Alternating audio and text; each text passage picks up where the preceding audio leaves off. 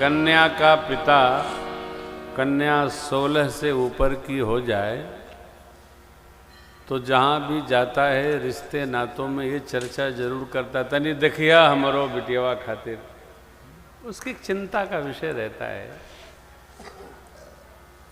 अरे अभी तो पढ़त है हो, अरे ढूंढत ढूंढत ढूंढत ढूंढत मिली ही हो, पहले से आगाह करत ही तो कहीं ध्यान रखिया। एक हमारे बड़े अनन्य महापुरुष थे श्रीमान रामजस उपाध्याय जी। एक परिवार में उनके सखा थे, उनके यहाँ गए, मुंबई में रहते थे वो, और दुई जमा पास थे, दुई जमा। तो बाद में तो बहुत बड़े आदमी होकर के उनका परम धाम हुआ, 2-3 साल पहले गए। एक मित्र के यहाँ गए, एक बिटिया उनकी दिखी, वो उस समय कक्षा 9 की विद्यार्थी थी। तो पूछे कि कहो ये लड़की के कर है, बस्ती के थे,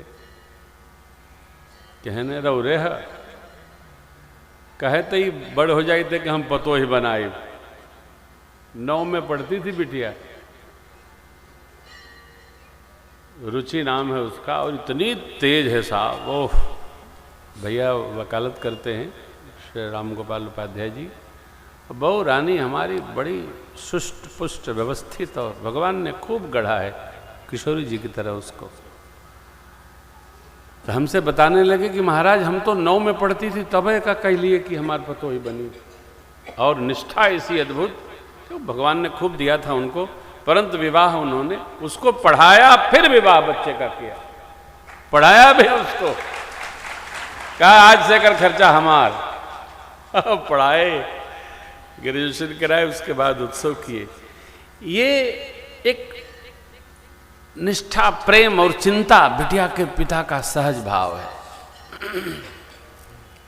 तो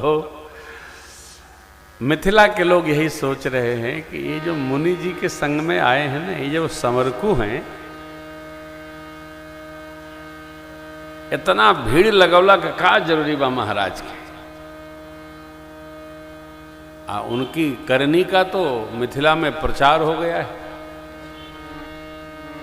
मग मुनि बधू उधारी, ताड़ का स्वभाव हमारे, क्या दोहा है ना कोई, जो विश्वामित्र बाबा परिचय कराए हैं। पीछे एक पेज पलटा,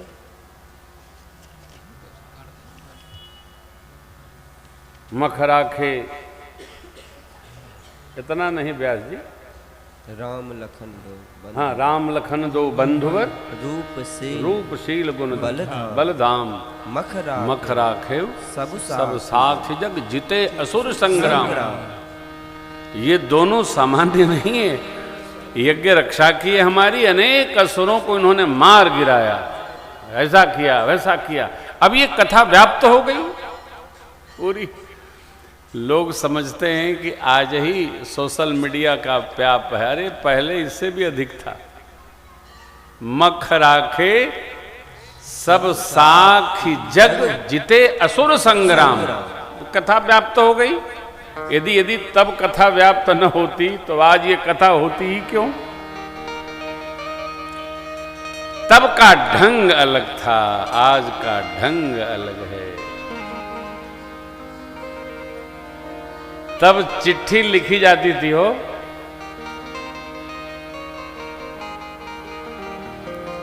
हम लोग जब आस्था पर चलना प्रारंभ किए तो हमारे president all India Virendra Kumar Gupta ji चिट्ठियां मंगवाते थे और सीडियां फ्री में भेजते थे। इतना तारकेश्वर बाबू पत्र आता था, इतना, तीसरे महीने इतने चिट्ठी आती थी, बड़ी बेटी मधु, और वो भेजते रहते थे, कथा सुनिए कथा सुनिए कथा सुनिए। अब तो चिट्ठी का काम में खत्म हो गया है, अब तो मोबाइले चिट्ठी भेज देता है।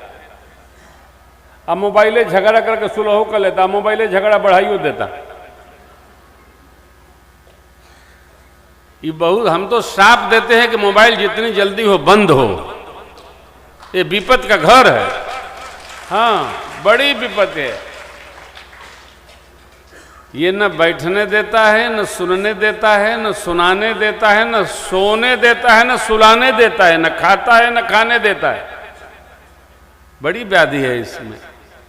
संवाद यंत्र है, इसका नाम है संवाद यंत्र, लेकिन ये कुल मिला के विवाद यंत्र हो गया। सर्वेक्षण हो तो संवाद कम, विवाद अधिक निकलेगा। अभी देखते जाइए, चुनाव चल रहा है ना, नेता लोग आपस में झगड़ा करत मोबाइल पे चलत रही। ये हम लोग जितना रित रहते थे, आनंद में रहते थे, आनंद में खलल हो गया है बेचारा। ज्ञान है, फला है, ढिमका है, कुछ नहीं। छोट छोट लड़का बिना मोबाइल देखे भोजन नहीं करते। पहले माई गागा खियाती थी, बच्चे खाते थे, आनंद में रोते थे, गाते थे, परिवार कितना आनंद में रहता था। सब एकदम खा गया बेचारा। ऐसा यंत्र भगवान ने भेज दिया। बनाने वाला भी रोया था कि कहाँ से हमने बना दिया इसको। हाँ, ये बहुत अच्छा नहीं है। संवाद केंद्र